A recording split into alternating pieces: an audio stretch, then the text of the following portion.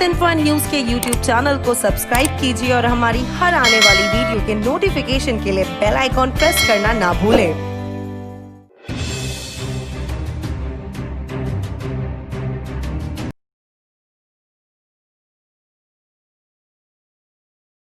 Hello everyone, I am Dr. Ankita Baidya, infectious disease physician from New Delhi. अभी ongoing panic है regarding COVID-19 new strain जो Britain में originate हुआ है। सो इसके बारे में कुछ चीज़ें मैं बताना चाहती हूँ। सबसे पहली चीज़ तो ये है कि जो वायरसेस होते हैं उसमें अपने आप में म्यूटेशंस का कुछ रेट होता है जेनेटिक लेवल पे, उसमें कुछ चेंजेस आते हैं, माइनर चेंजेस, जिससे कि वो जो एनवायरमेंटल सिचुएशन होता है उसके अंदर अपने आप को सर्वाइव करने की, जिंदा रखने की कोशिश करते हैं। इसमें कुछ म्यूटेशंस तो ऐसे होते हैं जो वायरस के लिए काफ़ी हेल्दी होते हैं, उसके रेप्लिकेशन के रेट को बढ़ा देते हैं, या जो एडवर्स कंडीशन होता है या जैसे कि एंटीबॉडी प्रेशर, कोई एंटीवायरल का प्रेशर या कोई भी इन्वायरमेंटल प्रेशर, उसमें उसको सर्वाइव में हेल्प करते हैं। कुछ म्यूटेशंस ऐसे होते हैं जिससे कि वो उस वायरस को अनफिट बनाते हैं कि वो रेप्लिकेट ना कर पाता है। सो ये चेंजेस जो होते हैं सारे वायरसेस में, सिर्फ कोविड-19 में नहीं, दूसरे वायरसेस में भी देखने को मिलते हैं।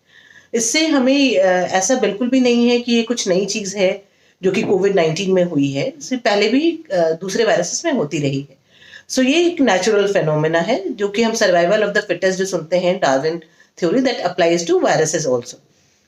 इस चीज़ को ध्यान में रखते हुए जो अगर हम कोविड-19 के न्यू स्ट्रेन की बात करते हैं तो इससे हमारी ज़िंदगी पे क्या फ़र्क पड़ता है।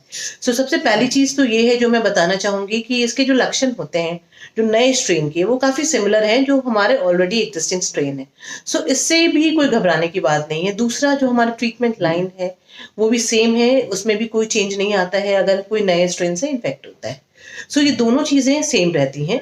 तीसरी चीज़ जो वैक्सीन का कंसर्न बताया जा रहा था कि जो हमारा करेंटली जो वैक्सीन है जो कि इतने आगे स्तर पर रिसर्च पे है कि कुछ दिनों में अवेलेबल हो जाएगा नॉर्मल ह्यूमन यूज़ के लिए, उस पे क्या असर आता है। तो जो यूके की एक स्टडी है उसमें देखा गया है कि ये जो करंट जो न्यू स्ट्रेन है कोविड-19 का, उसका असर वैक्सीन पे नहीं आ रहा, वैक्सीन उसके अगेंस्ट भी प्रोटेक्शन दे रहा है।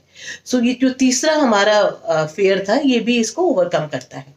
सो मैं ये चीज़ बताना चाहती हूँ आप लोगों को कि ये बहुत ही जल्दबाजी है, इतना पैनिक क्रिएट होना या एक फियर फैक्टर आना है इस नए स्ट्रेन को लेके, क्योंकि एक नेचुरल फेनोमेना होता है ये म्यूटेशंस का जो वायरसेस में देखने को मिलता है। साथ ही साथ जो गवर्नमेंट है हमारी वो भी कुछ वो ले रही है प्रिकॉशंस कि हमें जो भी ब्रिटेन के लोग आ रहे हैं एयरपोर्ट में उनकी स्पेशल चेकिंग्स हो रही हैं for the symptoms of the COVID related infections.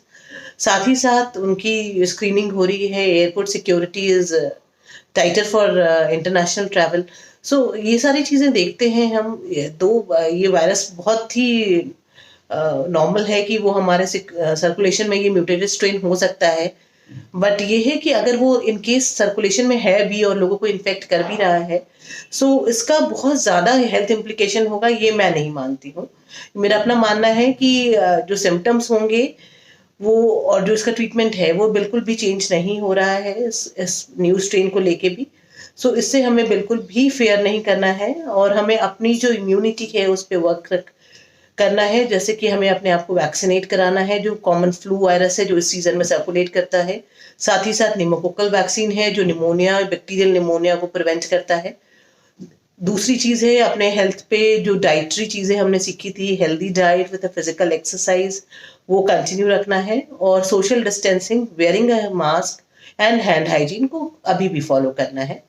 We don't have to let our guards down and but this is not for the new strain of the COVID-19. For all reasons of health, we have to continue whatever precautions जो हमने सीखे हैं, जो हमने precautions सीखे हैं, वो continue रखना है अपने आप को हेल्दी और फिट रखने के लिए। Thank you. Health info news के यूट्यूब चैनल को सब्सक्राइब कीजिए और हमारी हर आने वाली वीडियो के नोटिफिकेशन के लिए बेल आइकॉन प्रेस करना ना भूलें।